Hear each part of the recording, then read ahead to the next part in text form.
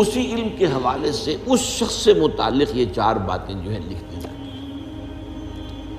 اب اس کو سمجھنا چاہیے، اصل میں جو بات مسئلہ تقدیر کے سمجھنے میں، جو یوں سمجھیے کہ ایک بہت آسان فارمولہ ہے اگر سمجھنا چاہے انسان، اور یہ میں عرض کر چکا ہوں کہ سمجھنا چاہیں گے تو سمجھ جائیں گے، تفصیل میں جائیں گے تو الجھ جائیں گے، اور مناظرہ اور مباحثہ کریں گے تو گمراہ ہو جائیں گے۔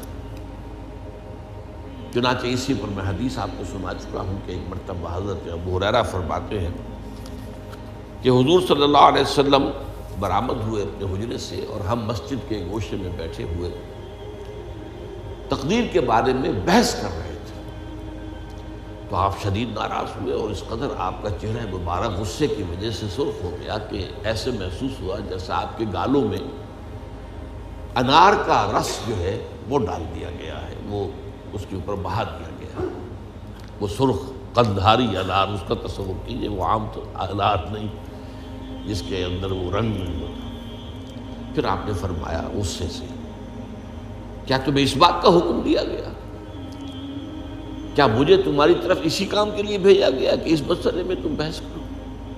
عزمت علیکم میں تاکید کر رہا ہوں اس مسئلے میں بحث سے گریز کرو، بحث مت کرو۔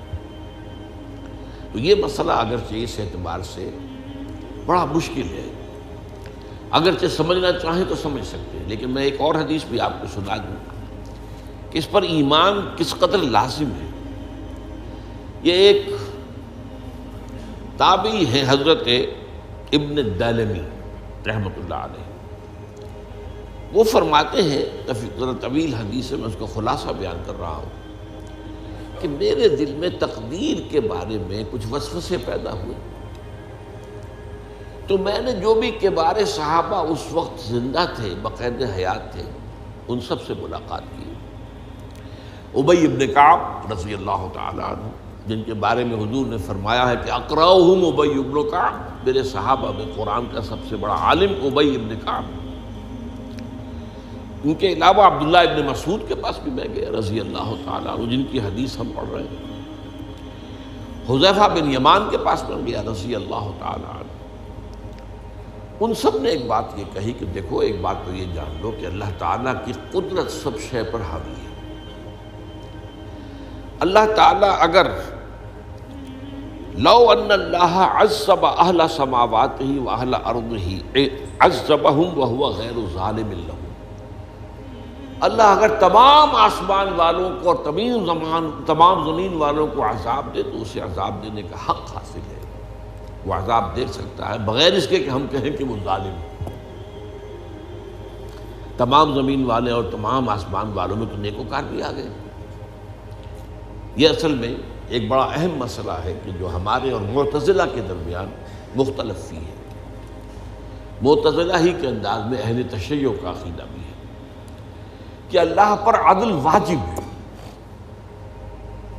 اہل سنت کے نزدیک اللہ پر کوئی شے واجب نہیں، اللہ کا اختیار مطلق ہے، جو چاہے کرے۔ چنانچہ وہ ظالم کو معاف کر سکتا ہے جب چاہے، اور وہ کسی اچھے آدمی کو عذاب دے سکتا ہے جب چاہے۔ یغفر لمن یشاء ویعذب من یشاء واللہ علی کل شیء قدیر۔ یہ سورہ بقرہ کی آخری آیت میں ہے کہ آیات میں سے ہے، لاسٹ بٹ 3 آیت میں۔ تو اس اعتبار سے اللہ کا ایک تو اختیار مطلق ہے۔ پھر میں زید ابن ثابت کے پاس گیا تو انہوں نے یہی بات مرفوعاً بیان کی کہ میں نے خود حضور سے سنی ہے یہ بات۔ باقی 3 صحابہ کے بارے میں تو وہ کہتے ہیں کہ انہوں نے گویا کہ اپنی رائے کا اظہار کیا، اور اگر اللہ تعالیٰ چاہے لو رحمہم، تمام آسمان والوں اور تمام زمین والوں کو بخش دے اور رحم کرے، لکانت رحمتہ خیرا لہم من اعمالہم، تو اس کی رحمت جو ہے وہ یقیناً لوگوں کے اعمال سے بہت بالا ہے، بلند و برتر ہے، تو جو چاہے کرے۔ وہ ابو جہل کو بخش دے، کون اعتراض کر سکے گا؟ اور وہ کسی سے بڑے شخص کو جو ہے وہ عذاب دے، کون اعتراض کر سکتا ہے؟ اس اعتبار سے پھر انہوں نے فرمایا وَلَوْ أَنفَقْتَ مِثْلَ أُحَدٍ ذَهَبًا، اور دیکھو ابن الدینمی جان لو، اگر تم احد کے پہاڑ کے برابر سونا اللہ کی راہ میں خرچ کرو گے فی سبیل اللہ، ما قبل اللہ منک حتی یؤمن بالقدر، اللہ تعالیٰ اسے تم سے قبول نہیں کرے گا جب تک کہ تم تقدیر پر ایمان نہیں رکھو۔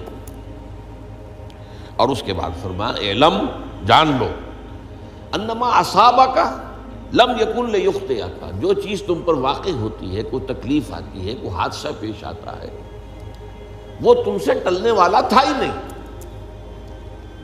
مطلب یہ کہ تم سوچو کاش میں یوں نہ کرتا، یوں کر دیتا، اگر یہ ہو جاتا، وہ ہو جاتا تو میں بچ جاتا، نہیں، وہ تو آنے والی بات تھی، وہ اللہ کی کتاب، وہ اللہ تعالیٰ کے علم قدیم کے اندر پہلے سے لکھا ہوا تھا، تو موجود ہے، تو وہ تو آنی ہی آنی تھی۔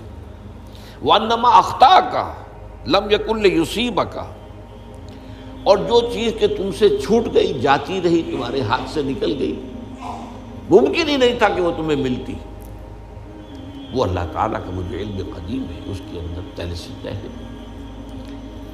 وَلَوْ مِتَّ عَلَىٰ غَيْرِ هَٰذَا لَدَخَلْتَ النَّارَ، اگر دیکھو تم غور سے سن لو، اگر اس عقیدے کے سوا کسی اور پر تمہاری موت واقع ہوئی تو جہنم میں داخل ہو جاؤ۔ تو یہ اس ایمان بالقدر کی اہمیت کا معاملہ۔ اب اس کے لیے جو میں کہہ رہا تھا کہ ایک فارمولہ جو سمجھ میں آ سکتا ہے وہ یہ ہے، انگریزی کی جو اصطلاحات کے حوالے سے پہلے میں واضح کروں گا، وہ ذرا زیادہ واضح ہے۔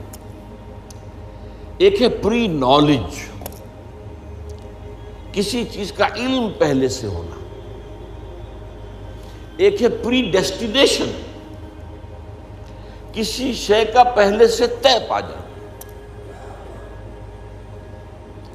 ان دونوں میں گڑبڑ کا نہیں کرنا چاہیے۔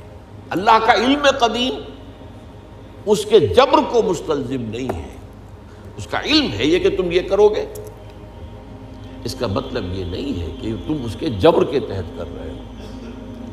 اس کی ایک سادہ سی مثال میں دیا کرتا ہوں، پھر میں عرض کروں گا، سمجھنا چاہیں تو یہ فارمولہ بہت کافی ہو جائے۔ آپ کسی بچے کے سامنے کوئی کھلونا ڈال دیں، آپ کو تقریباً یقین ہے وہ متوجہ ہوگا، اسے اٹھائے گا۔ ہو سکتا ہے بچہ کسی اور دھن میں ہو اس وقت، ادھر اس کی توجہ کسی اور کو نہ اٹھائے۔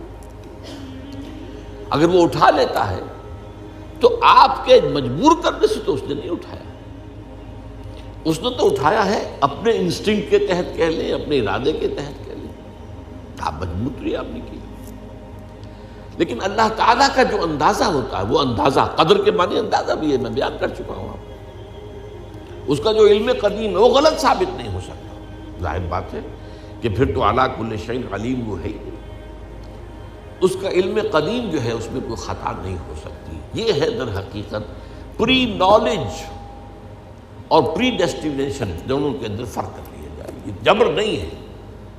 ہاں اللہ تعالیٰ کا علم ہے، اس علم کے مطابق چیز جو ہے وہ لکھتی گئی ہے، وہ تو ہو کر رہے گی، ہوتی تو ہے، لیکن اس کے کرنے میں یہ نہیں ہے کہ آپ پر کوئی جبر ہے، مجبوری ہے۔